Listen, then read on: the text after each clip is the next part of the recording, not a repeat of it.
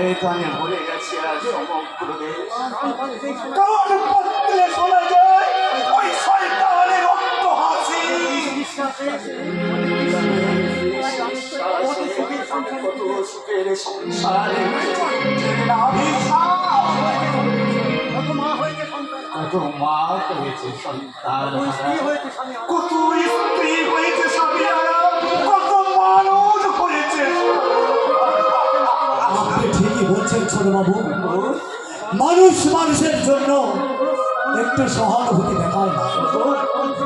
শোষণ আর বঞ্চনায় মানুষের জীবনের মূল মন্ত্র। ভাবে ভদ্রভাবে আমিও বেঁচে থাকতে চেয়েছিলাম ছোট বাবু, চেয়েছিলাম ন্যায় নীতি আদর্শ বুকে নিয়ে এই মানুষের মাঝে মাথা উঁচু করে বাঁচতে, কিন্তু আমি পারলাম না ছোট বাবু। ওই ঊনবিংশ শতাব্দীর বন্ধরা সমাজ আমাকে সৎভাবে বাঁচতে দিল। আমার অকাল মৃত্যু হলো ছোট বাবু, আমি হেরে গেলাম ছোট বাবু, আমি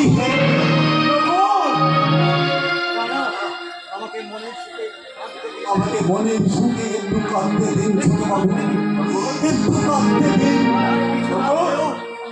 তাতে আর কিছু না হলে এই বুকের জমার ব্যথাটা কিছুটা লাঘব হবে ছোট বাবু, কিছুটা লাঘব হবে।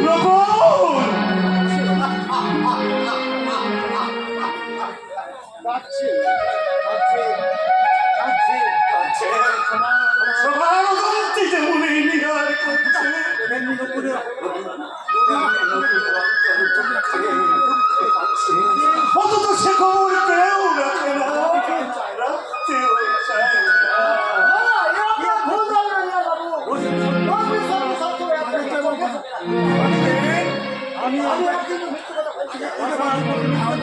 আপনাকে মিথ্যে কথা বলে আমি তো নিজেকে ছোট করতে পারি না। কোনো সময় নিজেকে ছোট মনে করো না, সব সময় প্রভের মাথা উঁচু করে বাঁচবে, সকলকে দুই পায়ে দাঁড়িয়ে যাবে, দেখবে আজে অপার আনন্দ আছে। আপনি আজ এগুলো বলছেন না। এত অল্প বুদ্ধি নিয়ে ভাবতে অত করে বলতে সবটা ভাষা ও মা ভাষার চিনি। আরে তীক্ষ্ণ বুদ্ধি না হলে তুমি সব দিক লক্ষ্য রাখবে কি করে ম্যানেজার? এগিয়ে যাও ম্যানেজার, এগিয়ে যাও। তবে হ্যাঁ ম্যানেজার, তোমার ছেড়ে চলে যাও না, তাহলে যে অতলে তলিয়ে যাবে। নিহার বাবু,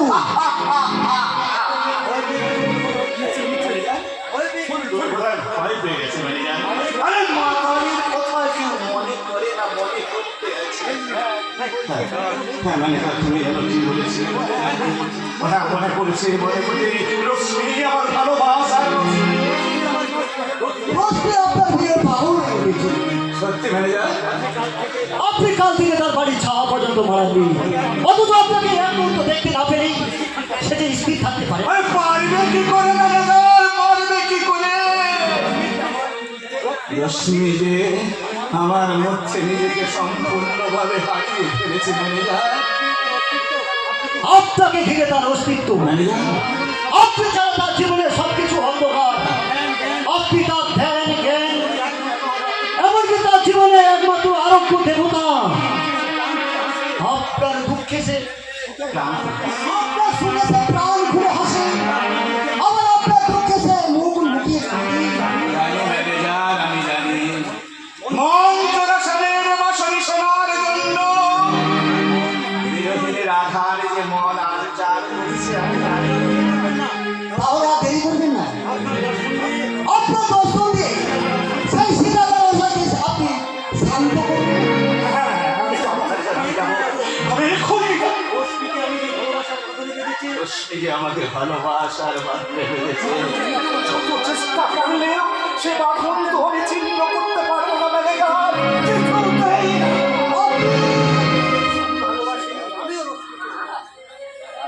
রশ্মিকে ভালোবাসি ম্যানেজার, সেটি আমার জীবন আকাশে আলোর ধ্রুব তারা।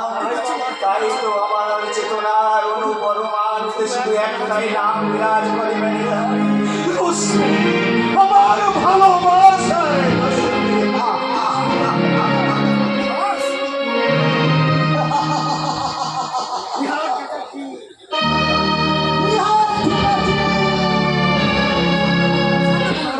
এই নরকের শেষ প্রান্তে পৌঁছতে তোমার আর বেশি দেরি নেই। তুমি ধীরে ধীরে তলিয়ে যাবে ওই নরকের অতল তলে। আমি একটার পর একটা সিঁড়ি বেয়ে উপরে উঠবো, অনেক উপরে। তুমি দেখবে দু চোখে অন্ধকার, আর আমি দেখবো দুটো আলো।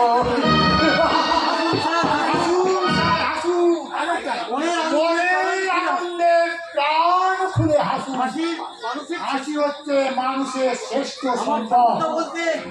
আমার ঠাকুরটা বলতে যার জীবনের হাসি চুরি হয়ে গেছে তার জীবনে অবশিষ্ট বলে আর কিছুই নাই। আপনি তাহলে এসেছেন? কি যে বলেন স্যার, আপনার যা উপেক্ষা করা দুঃসাহস এই অধমের যেন কোনোদিন না হয়। এছাড়া খুব সিয়ানা লোক বলে মনে হচ্ছে। আমার কিছু বললেন স্যার, আমি আপনাকে কাজের দায়িত্ব দিয়েছিলাম। পালন করেছি স্যার, তো কিছু আমি অবহেলা করি কিন্তু না স্যার,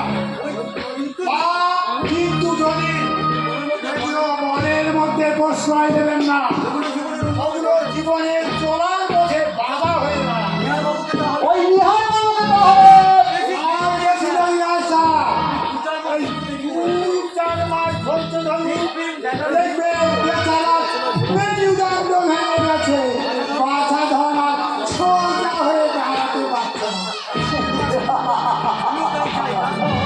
আমার তো তাই চাই।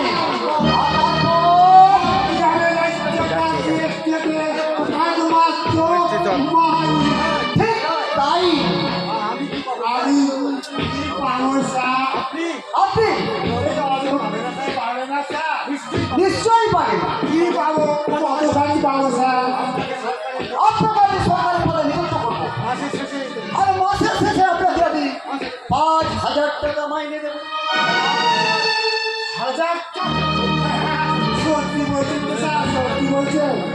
আমি জীবনে কোনোদিন মিথ্যে কথা বলিনি তারিণী বাবু। আনন্দে আমার নাচতে ইচ্ছে করছে। মাসে 5,000 টাকা পাবো, আমাকে আর কারুর কাছে হাত পাততে হবে না, পুরো স্বাদ আমার অপূর্ণ থাকবে না। তারিণী বাবু, আপনার কোনো চিন্তা নেই স্যার, এই সুরা আর নারীর মিশ্রণে অমৃত জলে পরিণত হবে।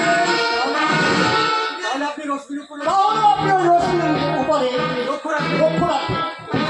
কোনো অসতর্ক মুহূর্তে যেন আমাদের গোপন কথা ওই নিহার বাবুর কাছে ফাঁস করে না দেয়। আমি ওই পিছনে ছাই মতো লেগে থাকবো, আর বেইমানি করলে আমার এই পিস্তলে পুলিতে তার ভবনটা সাঙ্গ করে দেবো। না, এতে আপনার ভয় পাবে কিছু নেই। এটা আমি শুধু এই বেইমানদের উপরে নিক্ষেপ করবো।